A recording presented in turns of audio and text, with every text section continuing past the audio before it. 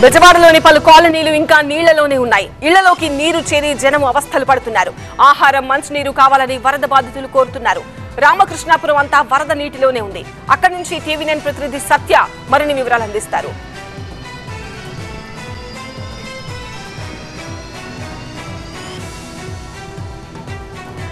రామకృష్ణాపురం వద్ద నుంచి మరింత సమాచారం టీవీ9 ప్రతినిధి సత్య అందిస్తారు. సత్య, చాలా కాలనీలు ఇంకా నీళ్లలోనే ఉన్నట్టుగా తెలుస్తోంది. మరి వాళ్ళ పరిస్థితి ఏంటి? వాళ్లకు కనీసం వాటర్, పాల ప్యాకెట్స్ అలాంటివి ఏమైనా అందుతున్నాయా? అందించగలుగుతున్నారా?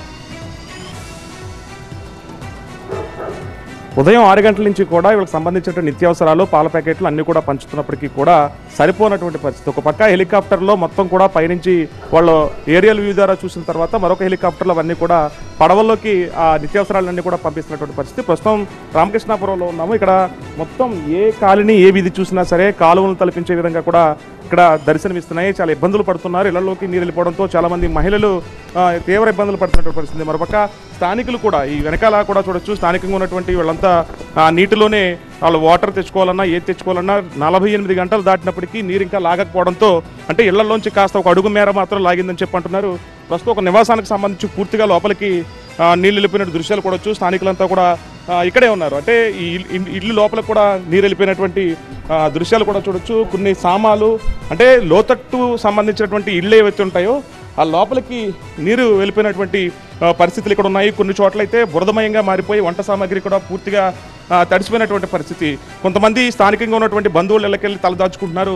స్థానికంగా ఉన్న కొంతమంది ఉన్నారు. అంటే ఇది ఎప్పుడు కనీవిరి రీతిలో ఇలా వచ్చిందా? అంతకుముందు ఎప్పుడైనా ఈ రకంగా 30 సంవత్సరాల లోపు ఇక్కడ ఎక్కడ జరగలేదండి. 30 సంవత్సరాల నుంచి ఫస్ట్ టైం రావడం. మేము ఇక్కడికి వచ్చి 30 సంవత్సరాలు అవుతుంది. 30 సంవత్సరాల ఫస్ట్ మీ చోట ఇదే ఫస్ట్ టైం ఇంత ఉధృతంగా రావటం. ఏంటంటే తర్వాత అసలు మా లోపల 6 అడుగులు ఎత్తున్నా సరే 6 అడుగులు ఎత్తులో మాకు గుమ్మల దాకా వచ్చింది నీరు. అతలాకుతలం అయిపోయింది. మొత్తం ఇల్లందరూ సామాన్లు మొత్తం తడిసిపోవటం, వీళ్ళందరూ వెళ్ళిపోవడం. ఇళ్లలో సామాన్లన్నీ కూడా వీళ్ళు చూడొచ్చు. పైన వాషింగ్ మిషన్, ఫ్రిడ్జ్ మొత్తం అన్నీ కూడా వీళ్ళు సేఫ్ సైడ్గా పెట్టుకున్నప్పటికీ స్థానికంగా పక్క ఇళ్లలో వీళ్ళు తలదాచుకుంటున్నారు.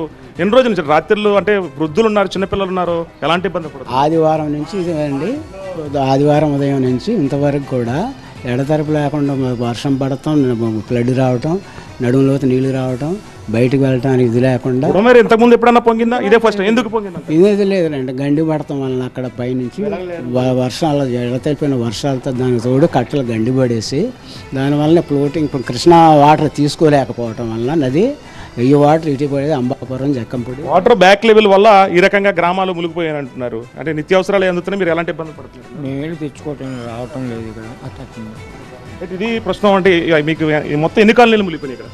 ఇక్కడ ఈ రామకృష్ణాపురం మొత్తం మునిగిపోయింది. అటు పక్క దేవీనగరే కానీ, సింగినగర్, వాంబే కాలనీ అవంతా మునిగిపోయినాయి.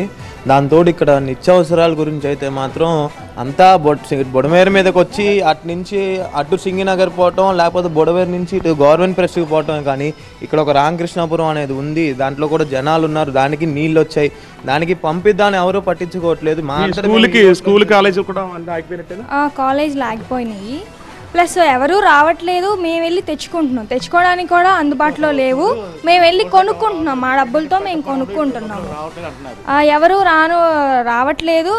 జస్ట్ అక్కడ సింగినగర్ దగ్గరే ఉంటున్నారు చాలా మంది, పడవలు వేసుకుని ఏదైనా సరే. వాటర్ ప్యాకెట్లు, పాల ప్యాకెట్లు ఇవన్నీ పంచి పెడుతున్నారు కదా, నీళ్ళు కూడా పెడుతున్నారు. కానీ మాకేం రావట్లా. మేము వెళ్ళి షాప్స్కి వెళ్ళి ఎత్తుక్కొని మేమే ప్రాణభయం.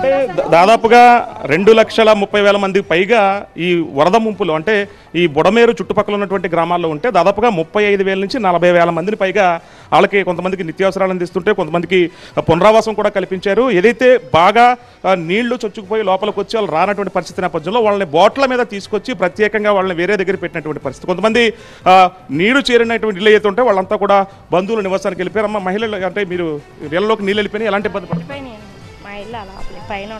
ఇది ఇక్కడ చూడొచ్చు, ఒక నివాసానికి సంబంధించి లోపల గదుల్లో మొత్తం కూడా ఇలా ఉండడం, నీళ్లు మొత్తం లోపలికి వెళ్ళిపోయిన దృశ్యాలు ఒకసారి చూసుకోవచ్చు.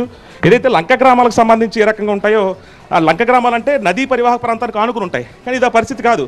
మెయిన్ రోడ్డు, ప్రధానమైన సిటీ, అలాంటి ప్రాంతాల్లో ఈ రకంగా మొత్తం 4 ఇక్కడ ఉన్నటువంటి బెడ్రూము, కిచెను మొత్తం పూర్తిగా లోపలికి వెళ్ళిపోయినటువంటి దృశ్యాలు చూడొచ్చు. ఇవన్నీ కూడా సామాన్లన్నీ కూడా బిల్డింగ్ పైన పెట్టుకున్నటువంటి పరిస్థితి. ఎక్కడ ఏ ఇంటిని తట్టినా ఈ నగరంలో ఉందంటే ఇక లంక గ్రామాల గురించి చెప్పగలదు. లంక గ్రామాలంటే నదీ పరివాహకానికి ఆనుకుని ఉంటాయి కాబట్టి అక్కడ వరదలు అనేవి సాధారణంగా వస్తాయి. కానీ ఇలాంటి వాగులు కానీ చెరువులు కానీ పొంగినప్పుడు అనుకోకుండా పట్టణాల్లోనే ఈ రకంగా ఉందంటే ఇక ఆ సింగనగర్కి సంబంధించినటువంటి చుట్టుపక్కల ప్రాంతాల మొత్తం కూడా ఇళ్ళని మునిగిపోయినటువంటి అంటే ఈ ఒక్కిళ్ళే కాదు చుట్టుపక్కల ఉన్నటువంటి ప్రతి ఇళ్లలోకి కూడా నీరు వెళ్ళిపోయింది. వీళ్ళు కోలుకోవాలి, ఆ బురద క్లీన్ చేసుకోవాలంటే చాలా సమయం పడుతుంది. చెరువులు కాలువలో తలపించే విధంగా పూర్తిగా జలమయంగా మారిపోయింది ఈ రామకృష్ణాపురంతో పాటు పక్కన ఉన్నటువంటి మరికొన్ని గ్రామాలు. ఈ సాయంత్రానికి ఒకవేళ నీరు లాగితేనే వీళ్ళంతా బయటపడినట్టు, లేదంటే కనుక ఇంకొక 2-3 రోజులు వీళ్ళు ఈ పాముల్లోని ఈ జలగల్లోని వాటర్లోనే సావాసం చేయాల్సినటువంటి పరిస్థితి ఇక్కడ కనిపిస్తుంది.